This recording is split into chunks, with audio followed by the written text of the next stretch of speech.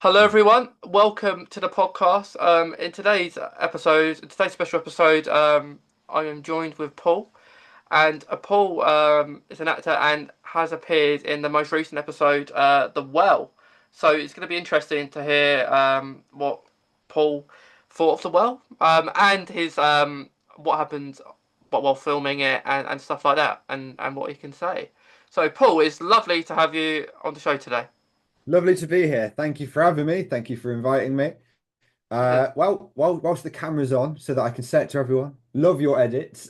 Seen a few of your edits now, and I think they're very cool. I think they're very, very cool. Thank Yeah. What questions you got from me? you. Yeah.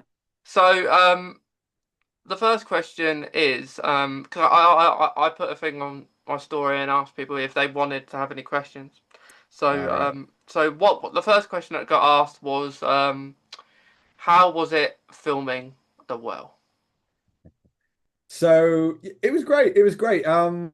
It's crazy going into the Doctor Who warehouse because obviously, when I was first there, the last thing I wanted to do was say, "Hi guys, I'm a massive fan, and I'm not at all going to be really happy and really hyped about this. I'm an actor. I'm doing a job. It's just serious." So when they were showing me around, I was like so contained. I was so contained, but I was like walking up past.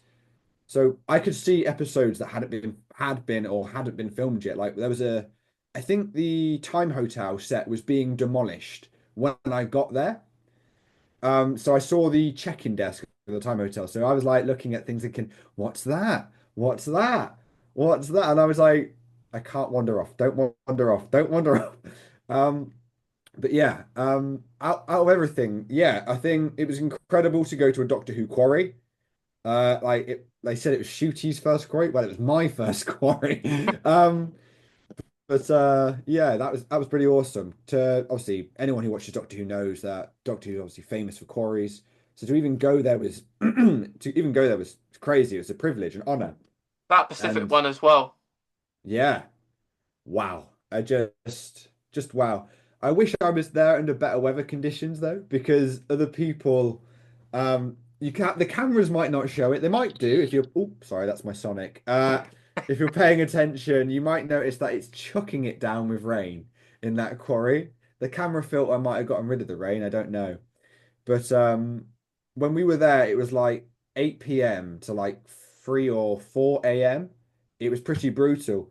And it was in the middle of a red storm warning. Oh no. So everyone was freezing, everyone was wet, everyone was cold, and all the crew had like waterproof coats, umbrellas, and stuff like that.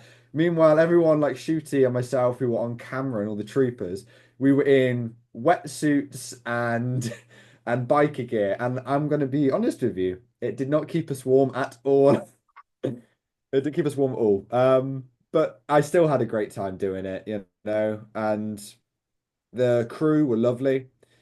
The best part, because I know I'm going on here, so I'm going to let another question come in. But the last thing I'll say is that it's weird. The most fun I had on set was doing the Doctor Who running sequences. I don't know why, but something about filming a running sequence for Doctor Who was incredibly fun. So fun. Yeah, because you were in that sequence towards the end when they were running away from the entity. You Yeah. were the closest trooper to Ncuti, and Parade, weren't you? So that would have been nice. No, But yeah. And they're lovely. They're lovely people. So yeah. yeah. Um. So yeah, it seems it was really fun for you to film. Oh, absolutely. Absolutely. I wouldn't trade that experience for the world. I mean, for me, it's a dream come true. Obviously, I can say now that it's my favorite show. I mean, actually, yeah, I got halfway through the experience. I was like, right, well, halfway through filming now. They can't kick me off. So I got halfway through and I was like, well, actually, guys, I am a Doctor Who fan. And they were like, don't tell anyone that. Don't tell anyone that. I was like, my lips are sealed. Yeah, it's so cool. It's so cool that you. you get to experience that, Mm. especially being a fan Oh yeah, self. for sure. Yeah. So with before you actually started filming, um, obviously this episode's a sequel to Midnight, isn't it? So how did you feel about that? Like knowing maybe that you're gonna be in an episode that has been like it's so good, isn't it? Midnight, it's brilliant, and it's gonna be a sequel to that. I think we've. Oh, hang on, we froze there for a minute. There, did I miss Yeah. anything? No, no, I didn't say anything. I just Okay, cool. So yeah, incredible. I mean, most Doctor Who fans love Midnight, I think. And what Midnight captures so beautifully is it's so scary, but it's so minimalistic. So to move to the well and have a lot more room to move, and still have this terror, this horror, this entity that you can't see and still causing havoc is crazy. So I don't know if I was supposed to get this, but before I got on set, they actually sent me the script.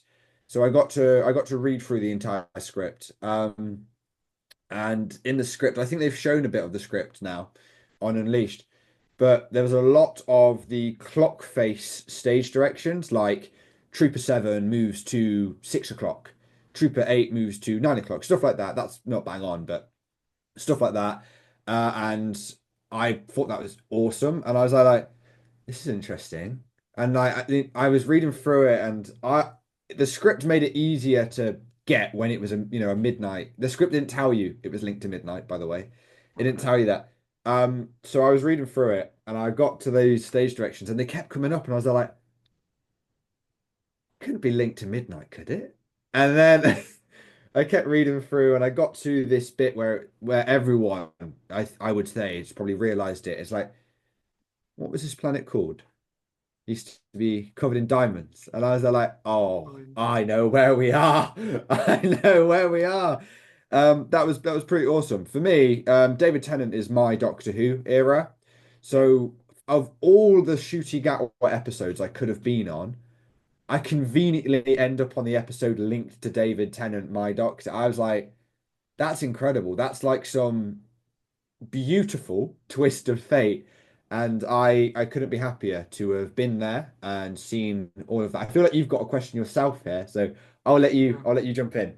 Yeah. So many people try and relate the two, don't they? Now it's been out. People try and relate the well to Midnight. Yes. Um, and it's really interesting. Um, there's so many theories about it, isn't there? Like about the well, and because it's so unexplained in parts, Yeah. especially towards the end. Like I think that's what I really like about the episode. It's really you could make what you want with it, can't Oh, you? absolutely. Um, especially at the end.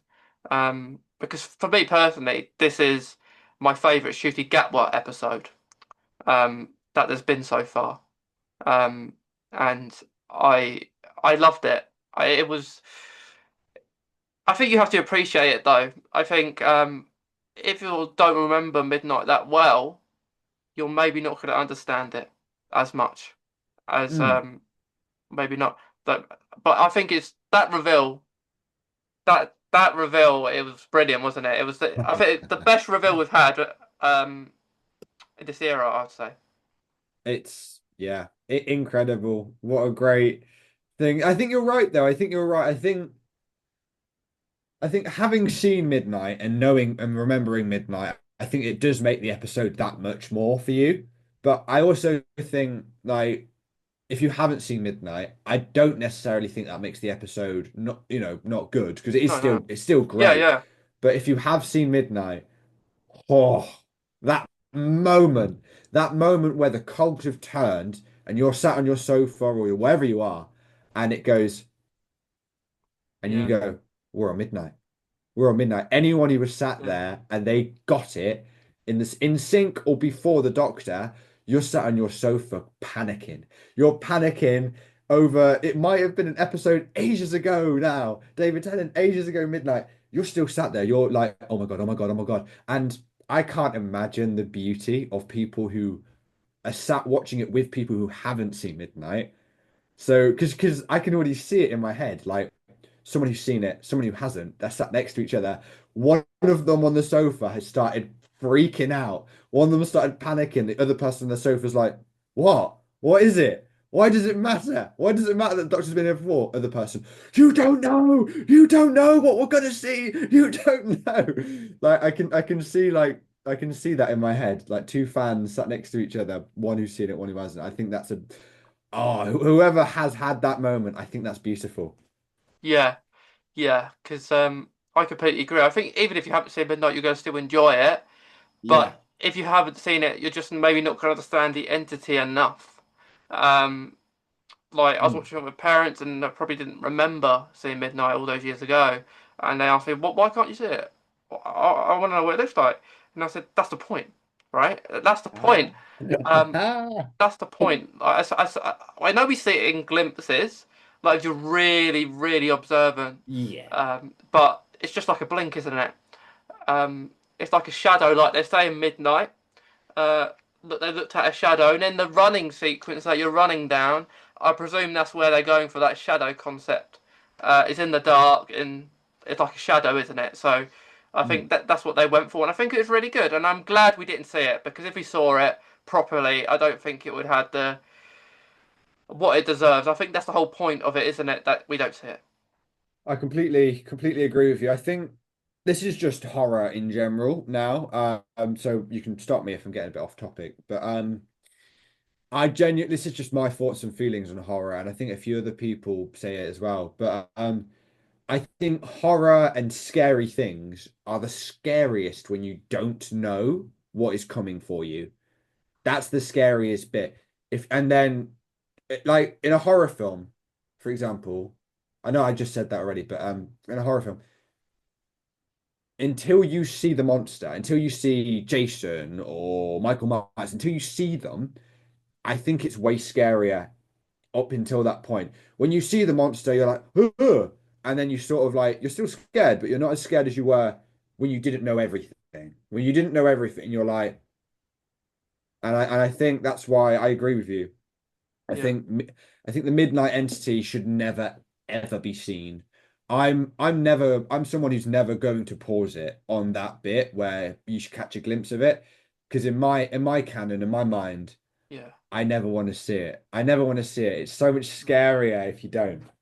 yeah, and that's what we wanted. Um, that's what we wanted to happen. That we didn't want to see it, and I'm glad we didn't. Yeah. I'm really happy with it. And but I have another question for you, but it's one that is unexplained, so there's no right or wrong answer here. Okay. So do you remember when we watched Midnight? Do you remember Sky Silvestri when she got possessed, right? Yeah. And do you remember the first moments of that and how creepy that was? Um, and Yeah. then the way she looked, right? She like does this. She turned her head like this, right? At that moment, which will get me onto my next question. Do you think Sky Silvestri is dead in the moment she's taken over? Oh, that's a good question.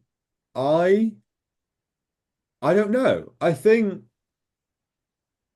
as you said, no right or wrong. So I don't think she is. I think maybe mentally she might be dead, or rather physically she might be dead, but not mentally. Sorry. I think because we saw the Midnight Entity whispering to people, and we saw it almost get the Doctor in Midnight, didn't we? Yeah. Until she got thrown out the airlock by the air hostess, then the Doctor was released. So I think if the entity wanted to, I think it could have let her go. And I think that character would have been okay. But as for when they're being possessed, I think maybe there's a very small mental echo, mental memory maybe that is here of that character. And maybe scarily, what's even scarier is if they're not dead, what if they're conscious throughout all of it? Mhm. Like they know because what is it? In the Girl in the Fireplace episode, when the Doctor goes into Madame de Pompadour's mind, she walks into his. Yeah, yeah. So maybe I'm spitballing now. You've sent me off. You've sent me off. You've sent me off.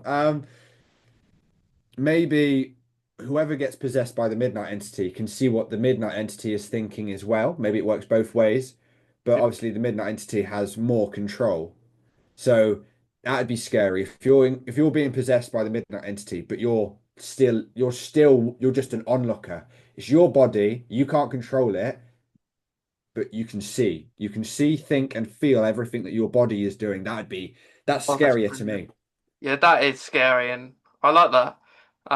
So I've watched it so many times now after seeing The Well. I've watched The Well so many times, and I've watched Midnight so many times now. I just pop it on because it's like a comfort episode. Even though it shouldn't be, it's scary, I know.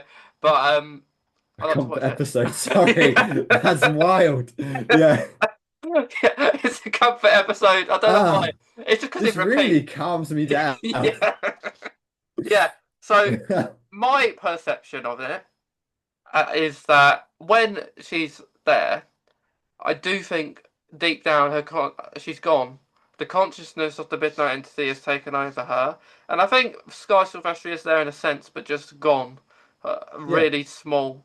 So because it just looks like someone new. And then eventually, I do think in Midnight, the more someone speaks, the more it could probably take your voice like it did. So it may, when we watch it for the first time, Midnight, it may look like that when Sky or the entity could actually speak, it may look like Sky's back, but I don't think Sky is. I think Sky has developed the voice of the Doctor and is speaking like the Doctor. So I think they all think Sky's back, but she's not. It's the entity speaking because, of course, Sky talked about whispering and talking in the mind. So I feel like at that stage, the Doctor is in like a trance where you have to copy or something like that. So I do think Sky is pretty much dead because, of course, when she goes out, the entity goes out and the Doctor's set free. So I do think that is kind of what happened, which kind of leads me on to my next question with the well. So basing on that, they're saying that Sky's gone. We know with Alice, which Rose did a perfect job. I loved Alice in the well. Yeah. Um, we were told that there's been no communication for 15 days, right? And she killed the person in the room next to her. What I find odd is that why for 15 days was that body just sitting there for 15 days? And then, which also makes me think, which I didn't think at first, I've only thought this yesterday, is is Alice alive or is Alice dead? Was she dead the Or whole time? Because when the I entity, think we never saw the entity clock I onto anyone else, did we? We I only th saw it on Alice. I think I know where you're going with this. I've seen a theory running around the internet. I'll let you continue to see if that's where you're going. So the reason I've seen theories around it, but from my own perspective, seeing around different that body was there for 15 days. If I was there on mine for 15 days, right, I would want to try and go, and I would want to try and leave. Um, and we never saw. We only saw it at the end when the entity was on the was supposedly on the woman who went down the well at the end, Yeah. and then it went to Mo right at the end too. But I can't help but think we know what happened with Alice. I felt the Doctor got it wrong. In my opinion, I felt that it duplicated the entity. That so there's still one on Alice, and then one went to the girl who sacrificed herself, and then it automatically went to Mo. So I do feel because Alice smiled really creepy in the elevator. I don't know if you noticed that. Like she did a smile to the Doctor, and to me it looked quite devilly, like really creepy. I might be looking too much in it. It might just be a normal smile, No, no. but I just looked at it in that sense that. she's like smiling, like I've beaten you now, Doctor. I can go. I'm gonna send you something on Instagram, right? Because if I don't want to show it here, because it's obviously somebody else's work, so I don't want to just, use that.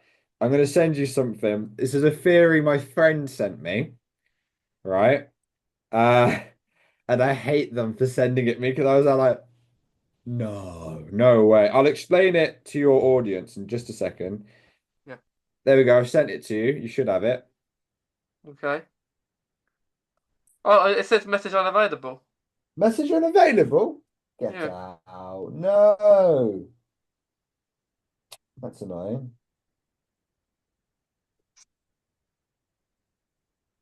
Let me try one more time.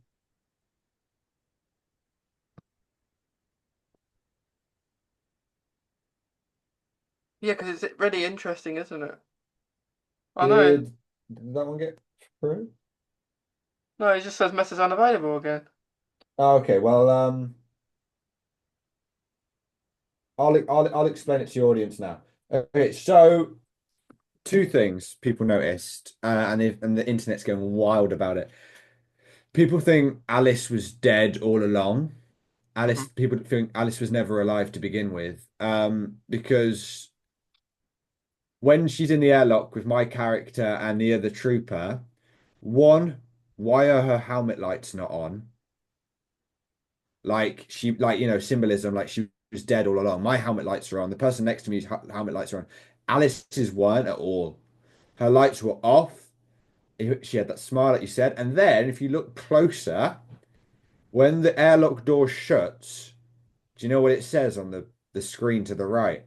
Well, yeah, it has a It says there's more in it It says for. there's four people in the lift. Yeah. I was like, oh no, because my friend brought it up to me and went, no, I'm sorry, Paul, you're dead. And I was there like, what do you mean I'm dead? And they went, the entity went with you, mate. And I was there like, surely not. And then that's what my theory actually is pretty similar to yours. I think there were two entities. I think there were two. I Yeah. think there was because there definitely was an entity in the room with Belinda and Shia and Mo and the Doctor, but there was I think there is how did it get to the ship? How did it get to the ship? Unless there were two, how did it get to the ship? Is my thing because you hear it whispering to Belle, and then you hear it whispering to Shia, then Shia throws herself down the well. So I think she got one. I think Shia did get that one. Yeah. But I think the other one, yeah, I think the other one was on potentially on Alice, brought up to the ship, killed me, the other trooper, and then came around with Val to talk to Mo. And I'm really sad about it because I was like so hoping that, like I mean, there's probably no way my character ever gets brought back. But I was like, so there was a small glimmer of hope for me that maybe my character comes back as the traumatized soldier who went on that mission all those years ago and everything went wrong and all that. That'd just be a really cool storyline, the traumatized soldier, like Wilf, I suppose. Yeah. But yeah, I also thought about this even more, which this is another theory. This timeline is obviously in the future, and it's a timeline where Earth doesn't exist. Now, I might be assuming too much, but this is Doctor Who. The Doctor is going to save Earth. Like he just is. It might take a few series, it might take one series, it might be the end of this series, who knows? But the Doctor will eventually save Earth. We can assume that much because it's the Doctor. He's not going to give up till he does. Yeah. So, in my mind, that timeline already doesn't exist. And I know that will probably other people will hate what I've just said, I think, but that's just my theory. That's not law, it's not canon, but this is a timeline where Earth doesn't exist. So if he goes back and then fixes it and makes Earth exist, then everything that happens in the well never happened. None of those troopers die. That entity doesn't die. That entity doesn't get to the ship. That entity doesn't get away. So if the Doctor eventually fixes, the timeline and gets Earth back, how does the entity get off there? Or is it worse? Is it worse? Yeah, Like, because if that timeline never happened, but those events still happened, just with the knowledge of Earth, then does that mean the Doctor and Belinda were never there? And the entity kills all the troopers, or they nuke it and kill Alice, you know? There's yeah, there's there's so many possibilities there, I think. Timey-wimey stuff that yeah, I guess I don't think it will ever be revisited. Um, but I do think if you'd asked me, if Midnight had came out and you'd asked me, should this have a sequel? I'd have said no. But after seeing The Well, I now think it should be a trilogy. Like the way The Well ended, I think there kind of has to be another one to just wrap it all up. yeah. I agree, but I don't think it should be yet. I do No, think no, absolutely I, not. I think it should be a while. I feel like another Doctor takes that on. Maybe, yeah. Um, I don't think you should do it this soon. It's more beneficial when it's like it was like 17 years, wasn't it, from the Midnight and the Well between the two. Um, like the question I have though, right, is that how on earth is that the same entity that's 70 years ago? Like how like when we put it together and it's the same one that you thought of Midnight, like 17 years ago in that plane. How like it should be something like it's really odd, isn't it? That it's exactly the same one. Well, the Doctor thinks it's exactly the same one because it's like 400,000 years ago between Midnight and the Well. So I found that was quite interesting how it is the same entity. No, I thought about this as well because we talked about how in Midnight it had these learning powers and possessing powers. Why weren't the powers the same? Is the entity that much of a chaotic what's the word? Is its existence so chaotic that it just changes what powers it uses at will to mess with people? Is it that crazy? Is it that insane on murderous intent that it will just change its ability, change its rule set whenever it likes, just to cause a little bit of havoc? I'm with you. I'm with you there. Is it the same thing? Because before today, we would have never assumed that there could have been two. Like we thought there was only one. Now there's two. Maybe it's different as well. Maybe there's multiple of them with different abilities. Maybe it's a race, like the waters of Mars, that they were just hidden underneath the surface of the planet, you know? Maybe Yeah, there's loads of them. Who knows? yeah. So before today, did I posted a like Midnight Explained in my opinion. So the way I saw it is right. Like we've been saying with the Midnight. So I did a possession part, so how it was possessed. Okay. Um, Obviously it's not explained, that, but I feel like there's four parts here. There's four parts to the story. This isn't just two, right? So the first part is in Midnight, where Yeah. that all starts is new. The next part we haven't seen yet. The next part is after the events of Midnight, when it leaves the plane. We haven't seen that part yet. The third part we've seen is the well. And then the last part, which I believe could be true, right? So the fourth part and the final part of this story has already happened, and we've already seen it, but we haven't seen it in a context that this might explain it's the Midnight Entity. So if we remember the Satan Pit and Impossible Planet, um, Toby. What, do you remember when Toby was talked in a room where a voice was behind him and he was told not to look? You can't look at it. Um, and the voice said, "I have many names. There's so many names that I have, but you can't look at me. If you look Yeah. at me, you're gonna die." What happens after he looks? he looks in a mirror, and that mirror shows a reflection. And the weakness of the midnight entity is a mirror.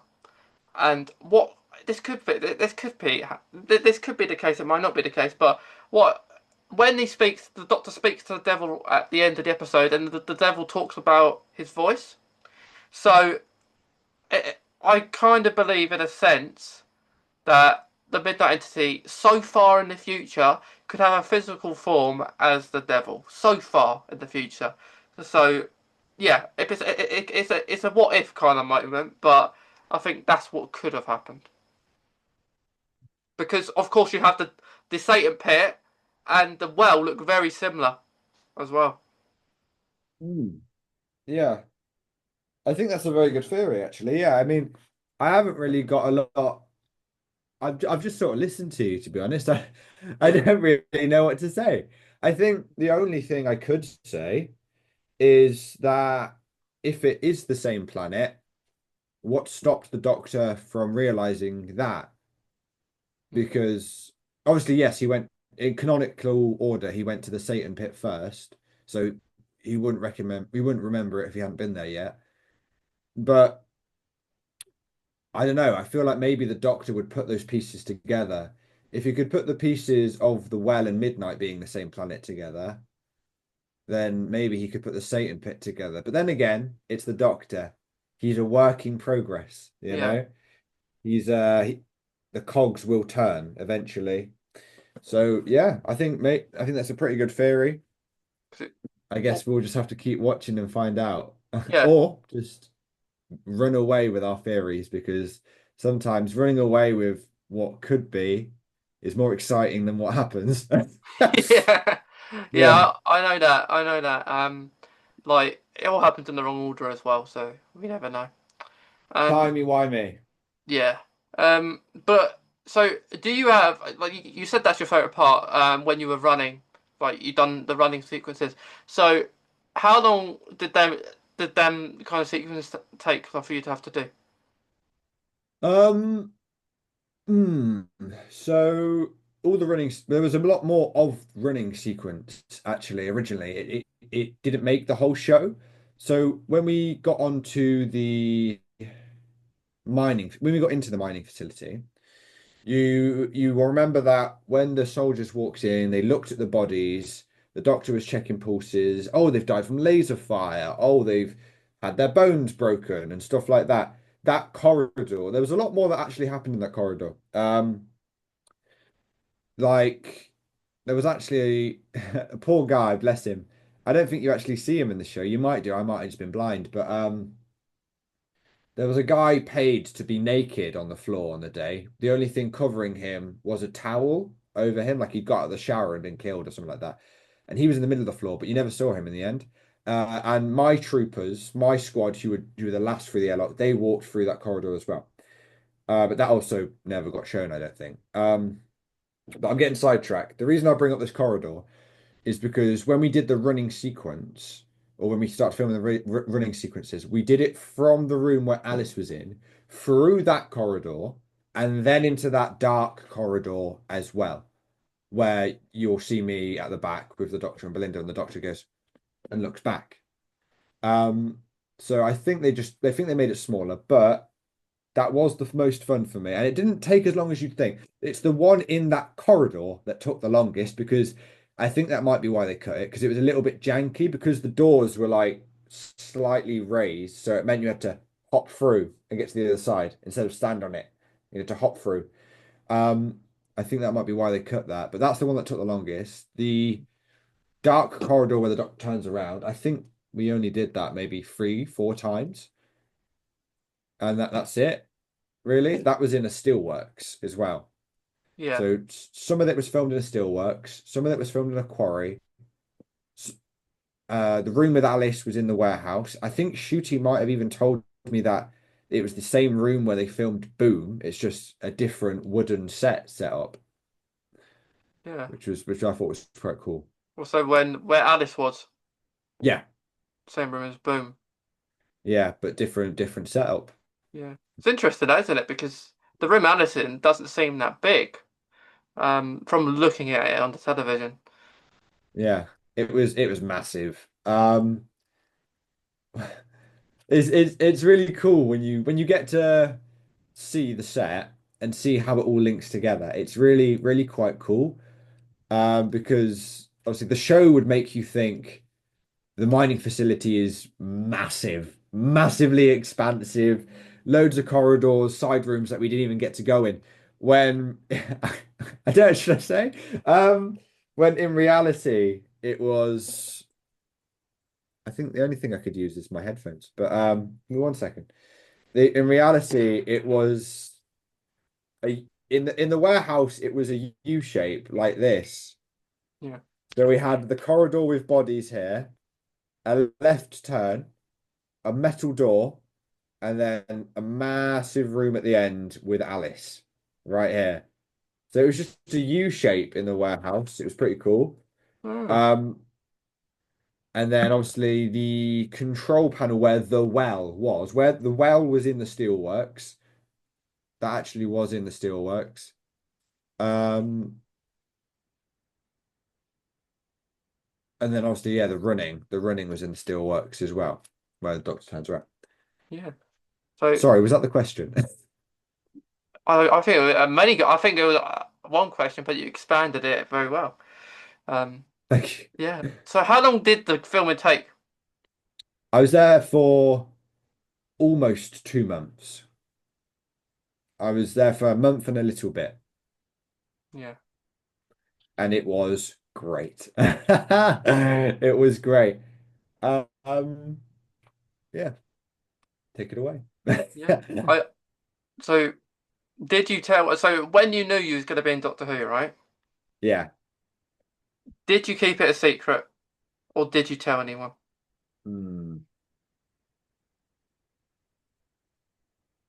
So I kept everything about the episode under wraps, but I might have said I was in Doctor Who to a friend, my closest friend, and that was it.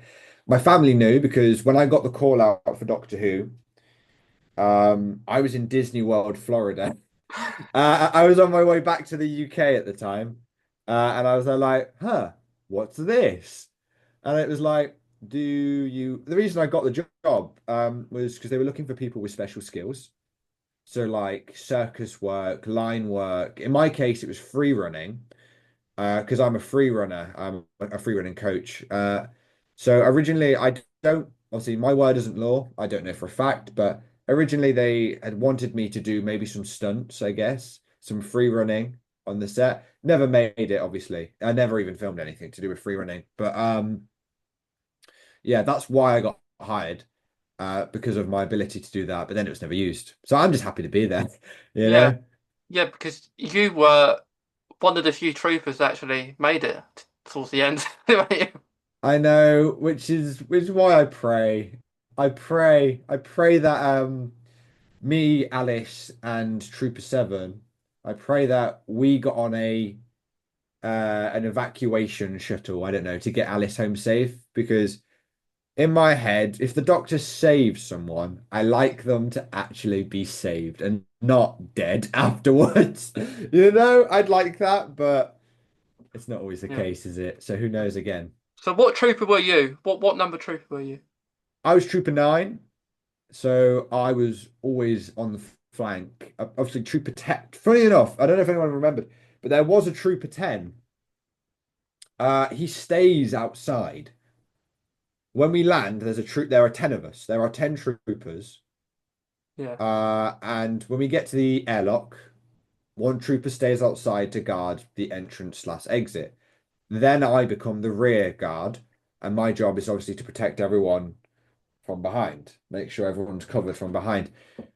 Um, So there you go. There's a trooper for you that might have survived that people might have forgotten about. Trooper 10, he was a cool guy. He was called Umi. Yeah. And you see Trooper 9, which is you, and Trooper 7, you both got on the shuttle with Alice to Yes. leave, Yes, we did. which is probably the most looked at like bit probably of the episode actually because everyone just sees it. You don't see it at first. It's kind of sneaky, isn't it? That you don't automatically look at the elevator, which I didn't. I saw it like online. I was like, oh, there's four in there. Same. I was so focused on just Alice being like, I was Yeah, so focused that's what I on was that. at. Yeah, I was just like her being really happy leaving.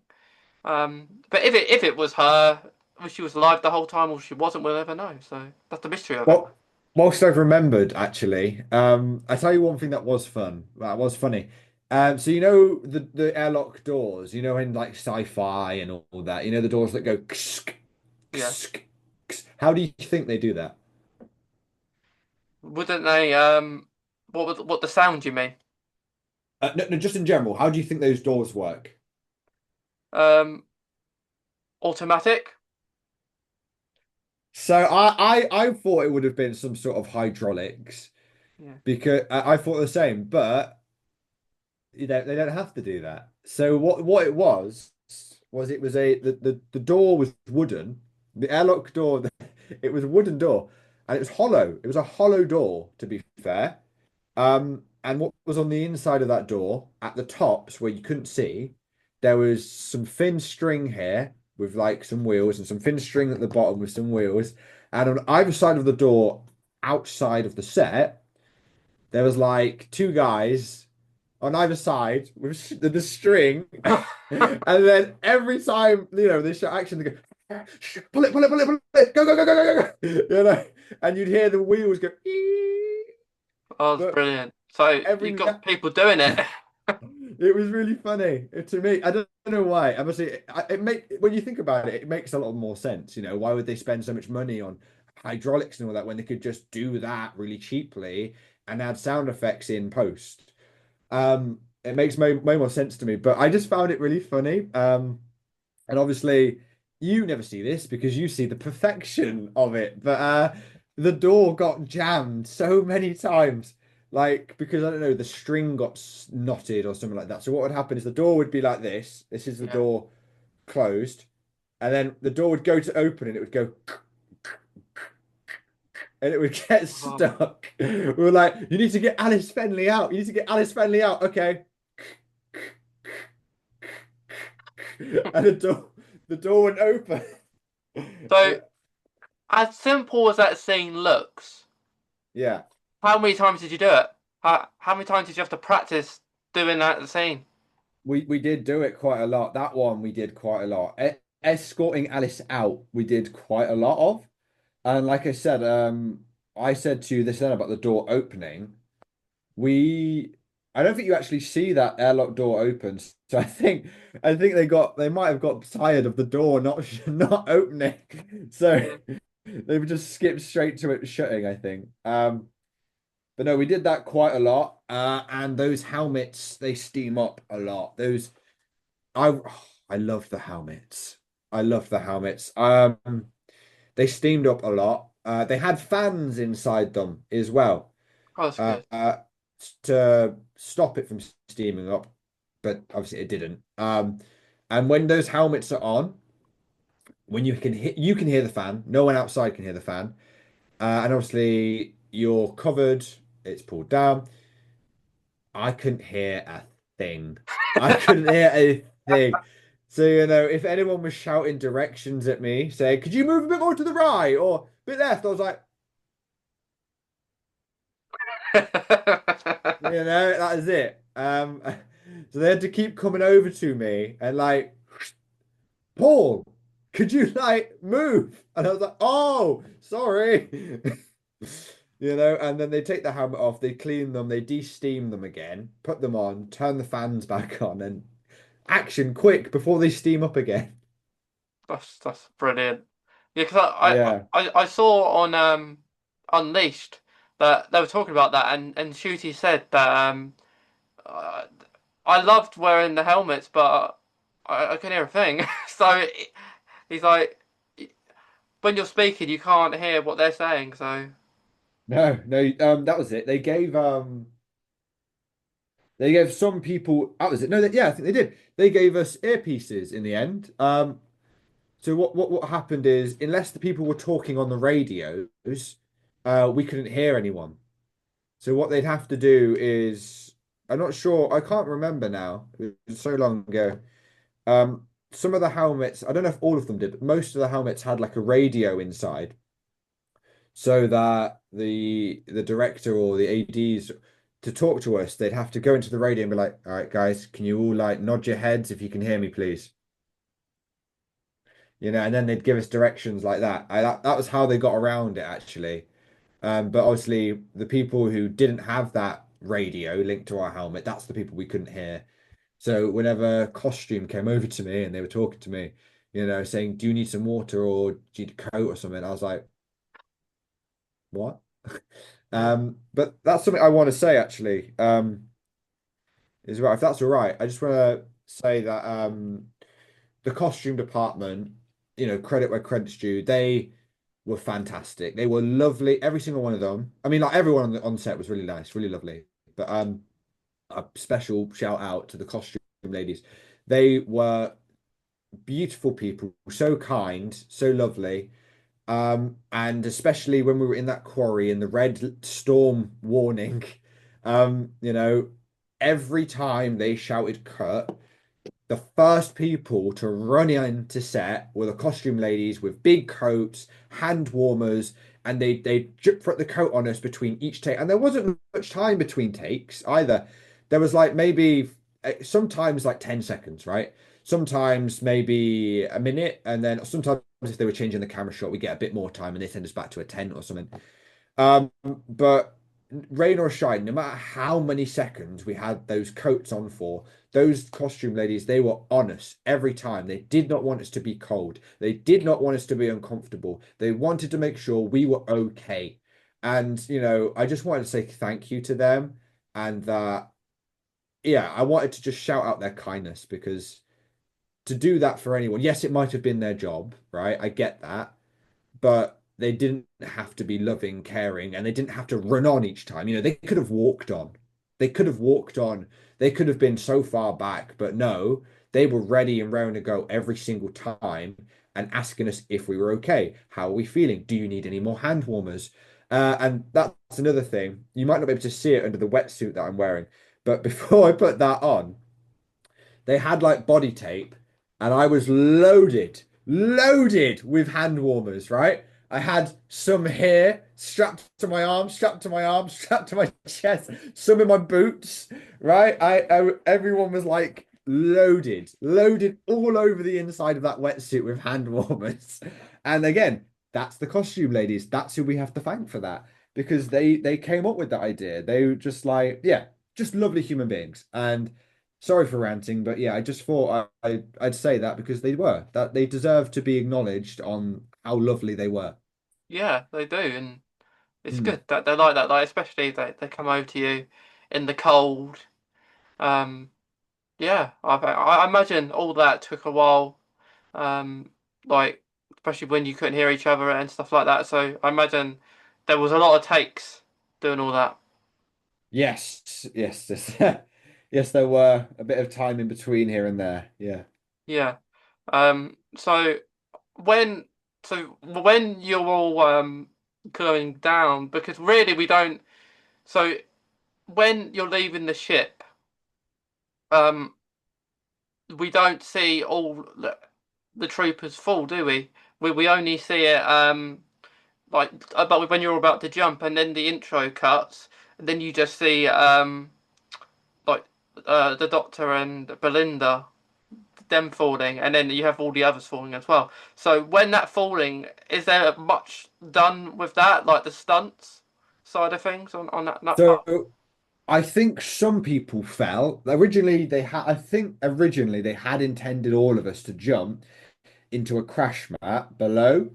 So what you guys didn't see is that one side of the wall was sort of detachable in that corridor, or rather, it didn't exist. That side of the wall didn't exist. So, that's why they filmed from this way. And you couldn't see that this side of the corridor because it didn't exist. And what they were going to have us do is all of us jump out together into a crash mat. In the end, they didn't do that because of safety reasons, I think. So some people did. Some people they did get stunt doubles for some people, and some people jumped, some people didn't. Yeah. With the landing that you see on 6767 midnight, uh, with the landing, none of us actually were there for that. Um, that was the only bit I would say that was heavily CG or like special effects, because I've never done this, but it was a really cool experience. I would I so and that obviously what happens is you go into a in your costume, and they did one with helmet on and the helmet off. In the costume, there was a room with mirrors like this, just a mug. And you'd go inside, you stand on top of a box, and then a million photos of you would be taken from every angle in like 5 seconds. Like the most blinding flashes imaginable that you could think of, right? So, and that out of these photos, they'd create your digital image. So every trooper, and I think, yeah, and Doctor and Belinda, the BBC have our digital image, which they could use at any point. Obviously, they only used it for that point, but they could use it whenever.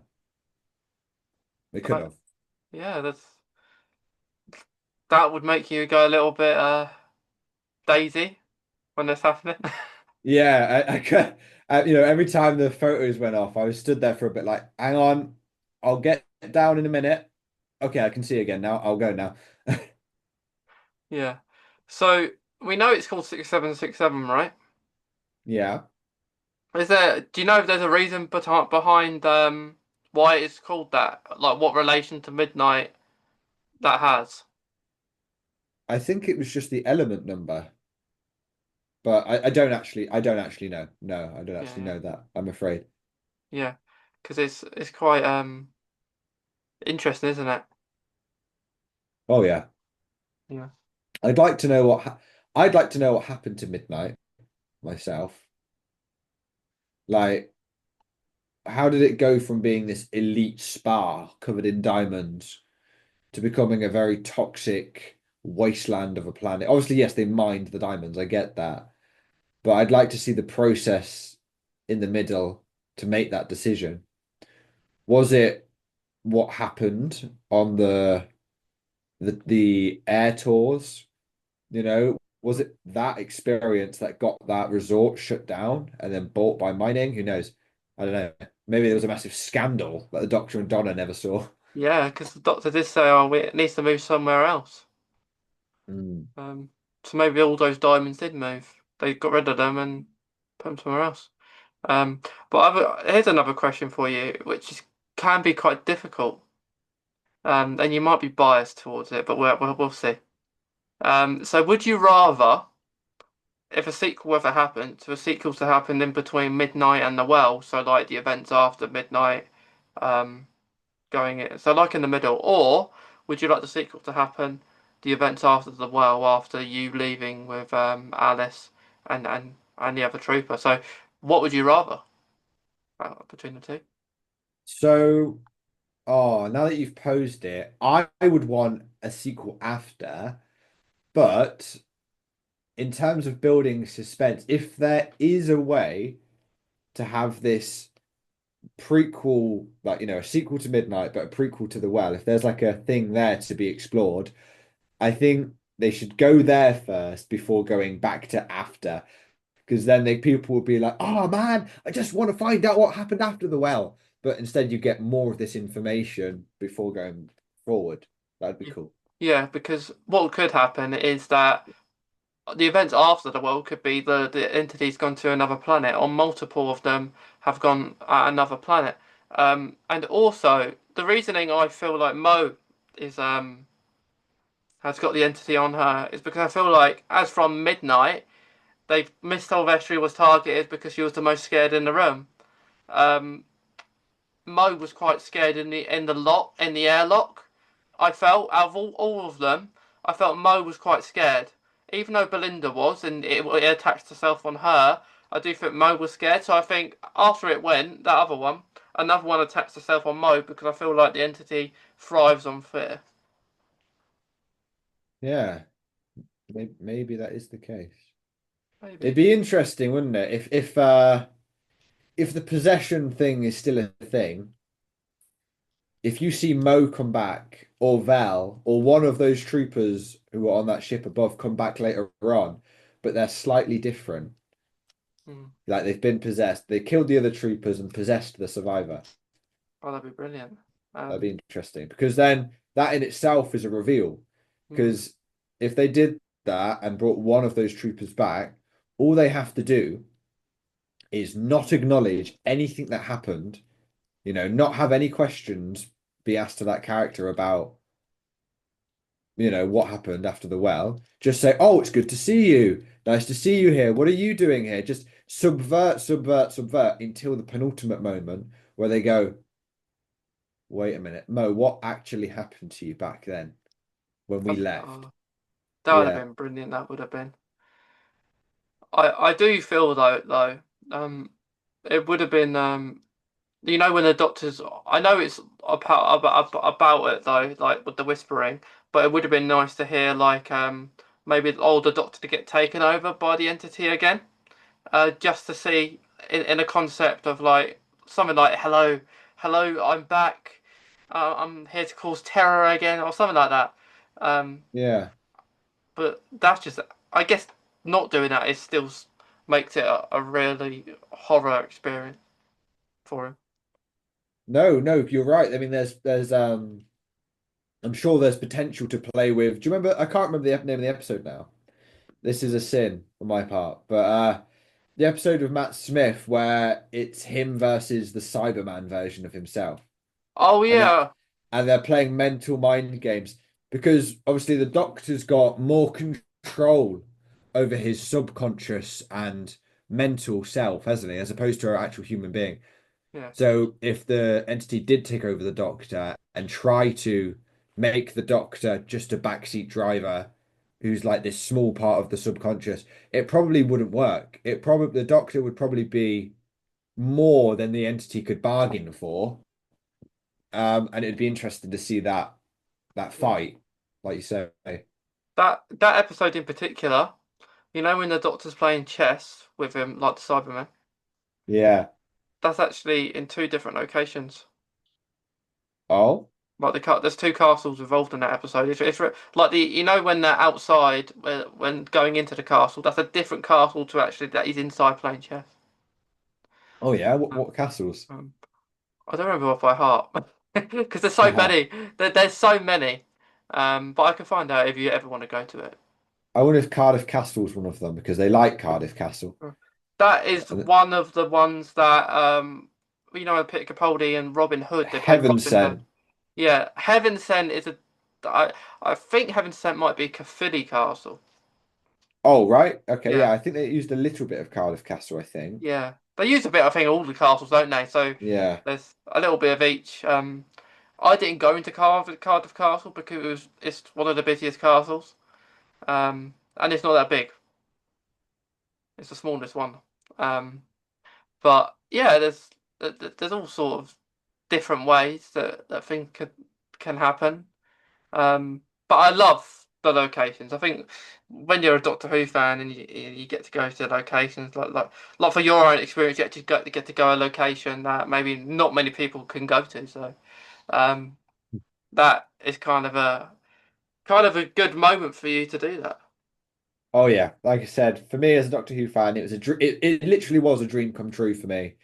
I mean, like, and as an actor as well, it's on my bucket list to like, there are certain things that I want to do as an actor and accomplish. And although I was in Doctor Who and my name is credited there now forever, I I still want more. And I know I shouldn't, but as an actor, my pipe dream is that one day maybe I could play the Doctor, but I'm sure many actors think the same. Yeah. Um, they kind. I think when picking the Doctor, they go down the route of picking someone that no one expects, don't they? Yeah, To yeah, be the Doctor, like with Ncuti Gatwa. I'm sure. Even I was shocked actually because I watched Sex Education. yeah, Um, and Eric, right? And then when Doctor gets announced, I'm like, Eric's the Doctor. There you go. And I thought, I don't know. I feel like. just comparing the two, they're so different. They Like are. you can't compare, but comparing the sense of probably that was the only thing at the time I've seen Ncuti Gatwa in, right? And I thought it'd be great. He's so even in sex education, he's very like energetic. He reminds me about like you said, like David Tennant's your doctor. In that sense, I feel a bit of David Tennant in him, where he's so energetic at times. Well, Shooty himself said that David was one of his doctors as well. I think he did say, didn't he? Yeah, like they worked together, and I think he watched him um when doing it. That's brilliant. I love that. I love that Doctor Who is made by fans for the fans. Oh, I just love that it welcomes its own fan base. I love that. Yeah. I love that. Um, is there anything that you want to share, like on the set? Any conversations that you had with anyone? Is there anything that you want to say, if you're allowed? Absolutely. Yes, absolutely, absolutely. So like with the costume ladies, I wanted to shout out their kindness. Um, I just wanted to talk about Shooty, actually. So day one of being on set, or not even set, sorry, costume. I went to get the costume fitted because all those trooper costumes were custom made to fit our measurements exactly. Like even the helmets, like my head is huge, right? So I probably had the biggest helmet. But on that day, when I did that, I was being escorted around, and I was going to get some. They were going to give me food whilst I was there because I was there for a little bit of time. And normally, as an SA, which is an extra, you you get a certain type of food, right? It's not necessarily bad food. It's just sometimes it's good, sometimes it's great. Sometimes it's just like, yeah, this will get me through the day. Um, but Shooty, something that I thought was really nice is apparently it's common for Shooty to, out of his own paycheck, every now and then pay for a food truck or an ice cream van to come into Bad Wolf Studios or on location, and he pays for everyone's food. Everyone's. That's a massive studio. And I was like, oh, that probably just means the crew. You probably won't be doing that for an extra, that there's no way.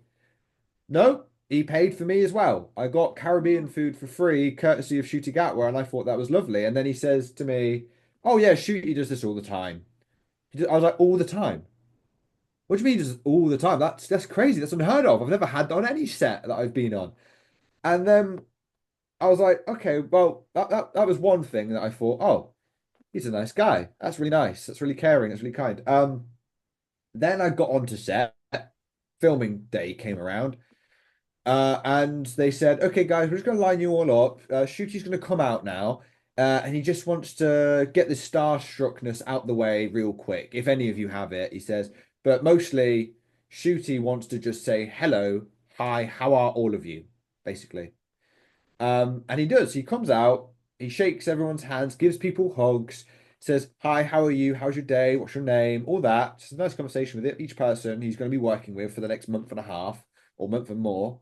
Um, and he says, I'm so sorry, guys, addresses us all. I probably won't remember all of your names, but I will try. And I think he was lying. Personally, I think he was lying because for that month and a bit, over a half, he did. He remembered every single person's name. He did. Oh, And he made it his mission to speak to you all at least once. If he didn't speak to you yesterday, he'd speak to you today. If he didn't speak to you today, he'd speak to you tomorrow. Shooty was just a very charismatic, inclusive guy, open book. Like I said to you before we started filming this, he told me things that I probably shouldn't have known at the time because there are certain announcements hadn't come out yet. But yeah, just a really, really lovely guy. So yeah, I already liked Shooty before I'd gone on. I thought, yeah, he seems like a pretty cool guy.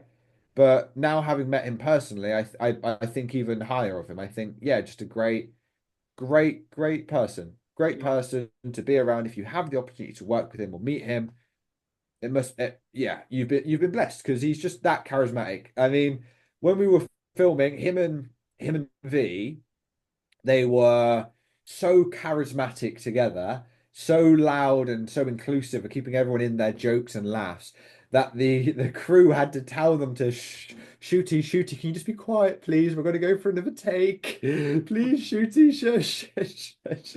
But it wasn't like he was doing it out of rudeness. He just was having fun.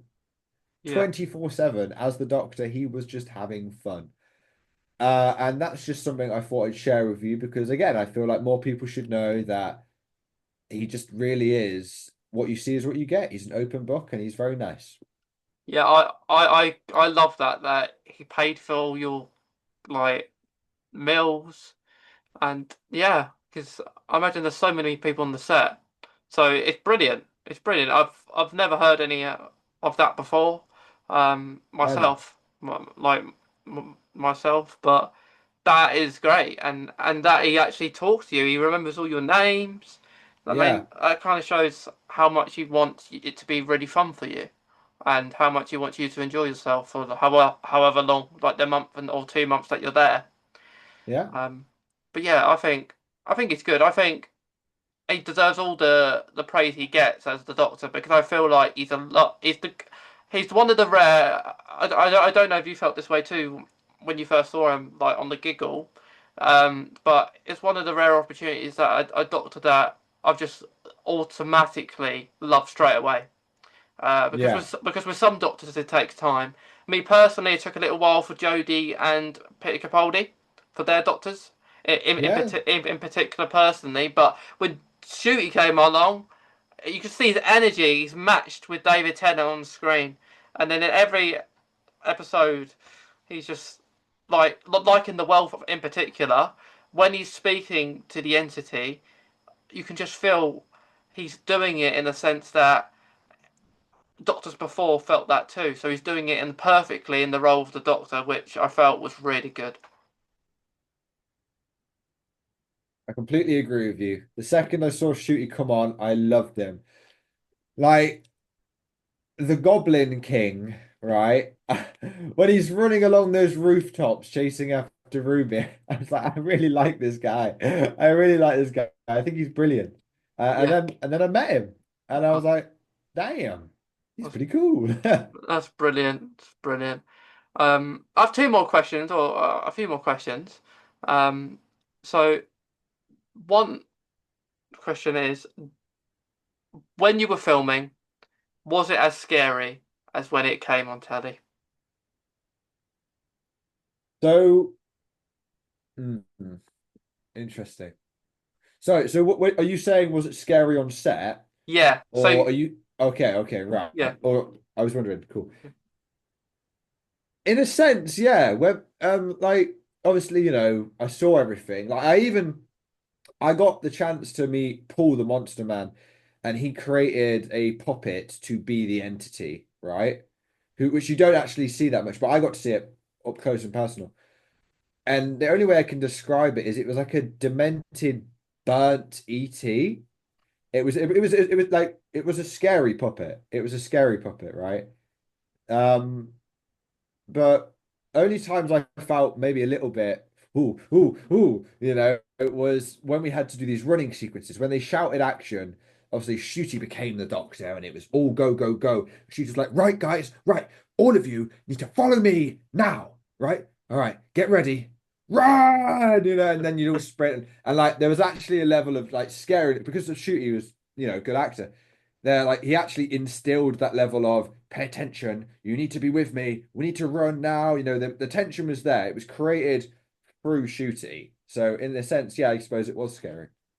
yeah. Um, and with the soundtrack of the Midnight. Was that is that only implied in when you're watching it on telly, or do you actually hear any of the music when it is actually happening? No, we didn't get to hear any of the music, I'm afraid. I would have loved to, but no. No, we Yeah. didn't. So it's when you watch it on telly, it was an added bit that gets you more excited. And when you actually when you watch yourself on telly, how was that experience for you? Like when you actually watch it back, or like with your family and stuff. It was great. I've now had a lot of like outpour of support from people just being, again, just generally nice and really kind. so many people have messaged me saying, "Well done for this, well done for that." In hindsight, I barely do anything. I barely do anything. Shooty, V are the stars, and some of the other troopers, they're all just fantastic. They're all fantastic. I'm just there, and I'm in for the ride. But people still wanted to say well done to me. So, I'm blessed by an outpour of appreciation and support, really, where I feel like maybe I don't deserve any. But Yeah, people are just really nice. People are just really nice, yeah. yeah, that's And when I saw it, I was really excited when it was coming on TV. And obviously there were bits in it that were cut, um, that I was really sad about, because there was a bit where I remember the camera being like there. The camera's like where my mug is, and I was here with my gun, and that the camera was right in front of me, and I was like aiming at like what was the midnight entity, I suppose. Um, and that was Kurt, and I'm really sad about that because it was like a close-up shot of me, and I was sat there watching Doctor Who with my partner, and I was like, "This is it. This is the bit. This is the bit. You're gonna see me now, real close up." Didn't happen. I was like, "No!" But no, no. I enjoyed watching the episode. Whether I was in it or not, I was going to enjoy it because I'm a Doctor Who fan. yeah, Um, of course. and yeah, I'm honored to be part of my favorite show's legacy. Yeah, you're always gonna remember it, no matter Yeah. if you didn't say much or but you were just there, like on it as well, and yeah, you'll be remembered in a good in a good light that you survived, um, or if you did survive. Yeah. Yeah, Please. yeah. Uh, So following on from this episode, will you be continuing to watch the rest of them coming out?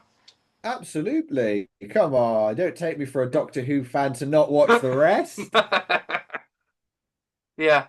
And lastly, do you have any theories yourself on who Miss Flood is? So I've seen a lot of people. I don't know why I took those off. That's dramatic effect. Yeah. So Mrs. Flood, I've seen a lot of people theorize that she could be the trickster. I don't think she is. I saw a new theory as well recently that she might be the god of stories or the god of spoilers. And I really don't know. I really don't know. It's difficult to say currently. She might just be, I don't know. It's a mystery, isn't Because it? we're all assuming that she's evil. I think everyone's assuming that she's evil. She's bad in some way. She's got a bad intention. But what if she doesn't? What if she doesn't? What if she's just? What if she is a god? I believe that she's a god in some way, but I don't know what she's the god of. And to say that she's evil, I don't know. There's only one bit that's happened so far for me to go, oh, she might be evil, and it's the way she treated Cherry. It's like we all want a lot of things that aren't gonna happen. You know? That when that happened, I was there like, whoa, where's this coming from? And then Yeah, she seems to know what's happening later on as well. She says the doctor's gonna run in to like something bad's gonna happen to the doctor. It's a tragedy of the doctor at some point, right? So is she can't be the god of death or goddess of death because that's Sutek. So is she the god of fate? I don't know. yeah. Maybe maybe she's the god of time because we met the time god, didn't we, in Jodie's era, Mhm. and then we never saw them again. So could it be the god of fate or the god of time? That's where I would lean into, god of fate or Maybe, time. maybe. I feel like she could be some sort of wish maker because of course we have an episode called Wish Well. In this series comes kind of like fate, wishes. Like episode one, Robot Revolution was a wish. Um, yeah, so I think she could grant certain people's wishes to make them come true, or maybe if they do come true, they're at a cost. Um, but it's so mysterious who she is. Like, it's the one thing in probably Doctor Who for a while that no one knows yet. Yeah. So that's one actually. She could just be the god of stories. Someone else said that, I think, Hmm. because maybe she's dictating how who the Doctor meets and where he goes because she's like, what makes a good story? Tragedy.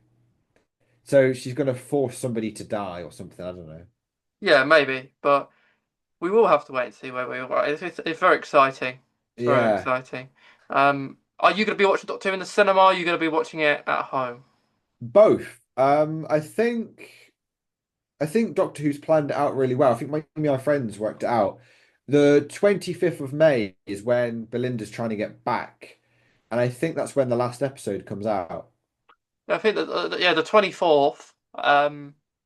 And I think they're airing Wishworld then, and then the following week on the 31st, they're the final. So you could either watch it, you could either watch Wishworld the week before and then go to cinema, watch that and the Reality War, or you could miss the Wishworld if you want to try and avoid spoilers and watch it at the cinema without knowing. Yeah, I'll probably watch it and then watch it in cinemas. I'll probably do both anyway.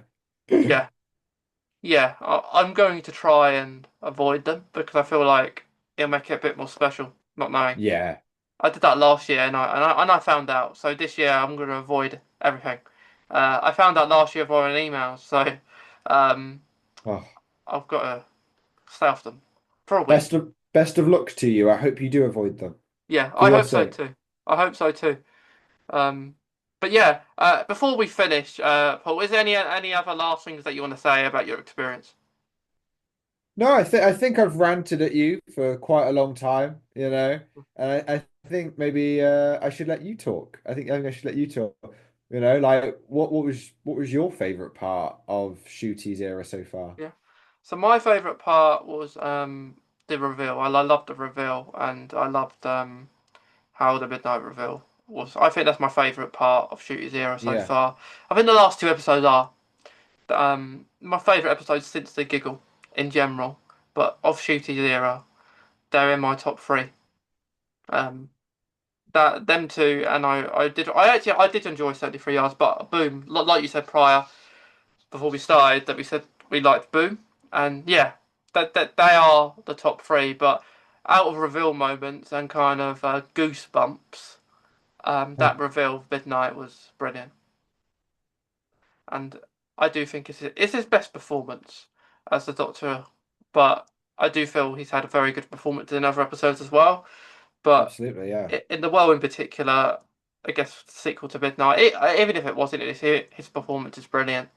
Um, yeah, I feel like the next episode is going to be good as well. Though I feel like every episode's doing really well.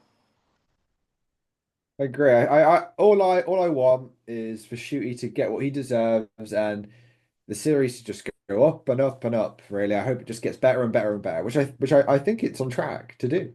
Yeah, I think right now Doctor Who is really positive within the fandom, especially. Yeah. You're always gonna get people who are negative, been towards it. Like for example, if people moan at the viewing figures, which I do find is annoying. I don't know about you, but like it's not people compare it to like David Tennant era when you get higher. But times have changed now, haven't they? With that, because of it's streamed now, isn't it? Like you're probably gonna watch on BBC iPlayer instead of the BBC One showing. If you could have a chance to watch Doctor Who early, you're going to do it, right? Yes. Yeah. But yeah, I feel like you're right. Doctor Who is on a perfect track, very positive at the moment. Um, I've rated. I think this series is going to be very successful. With every episode in a personal preference is like 8 or over in your ratings. If it's 8 or over at the moment, I think I gave first episode an 8, second episode. Firstly, it was an 8.5. Now I've upped it to a 9 because I like it that much, and then 9.5. Um, do you want to know why it wasn't a 10? The well for me. Yeah, go on. Hit me. Yeah. So the reason is, it really bugs me. This reason, right? It really bugs me, but it could change if Miss Flood ends up being the god of stories, and it will change. It's gonna change. But when they get changed in the TARDIS into the Yeah. costumes, it bugs me how Ah, they I know where you're know going. that it bugs me how they are wearing the same suits as all the troopers, and then the helmet they use for the suits they're wearing is the same as everyone else. So that's not explained how they're wearing the same suits, and how it does it. It could just be the TARDIS picked it or Miss Flood. That's the only reason. No, yeah, that's pretty spot on. If yeah, you're right. You're right. I mean, it doesn't bug me so much because, I would do the same as you. I'd chalk it up to two things. Either the TARDIS chose the wardrobe and the wardrobe is like Hmm. some magical wardrobe because I'd believe that for the TARDIS, or the Doctor used his stereoscope, looked outside and went, "Oh, we're here. We need this costume." But obviously that never happened, so No, who no. knows? So if that is decided that Miss Flood is of older time or something like that, that goes up to a 10. Because I think that will get answered. But if it doesn't, it stays the same. But even if it doesn't, it's a good score. It's a good score. 9.5. That Um, oh my days. I just thought about this. What if everybody's fake? No, no, no. Sorry. I'll elaborate on that. If Mrs. Flood is the goddess of stories, hmm. what if how long has she been dictating Ncuti's story for? Since And the and and since Ruby Road. how much of it is real? Like it has she actually created life like Mrs. Flood? So that's what I'm saying. Could she click her fingers and be like, "Oh, you don't like my stories? Okay, well let me remove everything that I've created." And Ruby disappears. Oh, Belinda disappears. All everyone that he's met so far just disappears. Anyone who wasn't there before we knew about Mrs. Flood disappears. That would be wild. that would be good. It's like That would be good. none of these people were real, Doctor. I created them, and you liked my story. That would be good. I'd love that. Oh, I would love that because I got a feeling Belinda isn't Belinda though. I know that. I have a feeling that Belinda isn't Belinda, and I think Belinda's just connected. It's a creation, either it's a creation or is like another harbinger, or like her parents are harbingers of her, that she's this hidden person. So I do feel like the Susan, Susan Foreman. I don't think that was all for nothing last series. I feel like they can't just do that, right? You can't just have a like, because so many people loved her, and you kind of say Susan twists her and she's not. So I feel like that story's not done. I think like a lot of stories aren't done yet, which should get answered in this series. yeah, Uh, there's lots of questions to be asked and answered. There is, but we'll have to wait and see. And I do like what you said there. Everything's fake, like everything's not real, and then like reality, not everything's going to be real there. So I would love that to happen. It would make a lot of sense, and if it might make people appreciate some episodes that maybe wasn't that good, that in there, like people, not many people like Space Babies. Maybe that was the whole reason. Yeah. Maybe Miss Flood made them not good, and then they said, "Oh, let's make them good now." um, but yeah, I think that's a really good way to end it, and it's been great talking to you, Paul. And Yeah, it's been a pleasure to talk to you. Yeah, thanks for reaching yeah, out. yeah, thank you for coming on and talking Well, about your spirits on the well. It's brilliant. thank you for listening. I Yeah, appreciate yeah. it. I always love to listen to anyone that's been on Doctor Who. It's always nice to get an opportunity to talk to them here. Mm. Stuff like you said today, like about Shooty paying for people. If you didn't say that, I don't think no one would know. So I'm glad And that you've said that today. that's why I said it. I just, you've given me an outlet to let people know. So Thank you, thank you.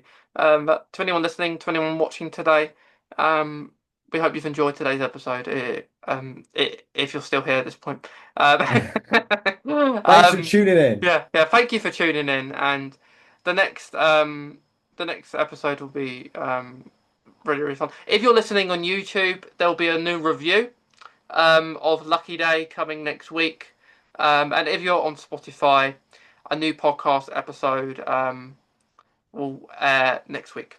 Um, because on the podcast we do different sort of things. We don't just do Doctor Who. We do different kind of areas about different things.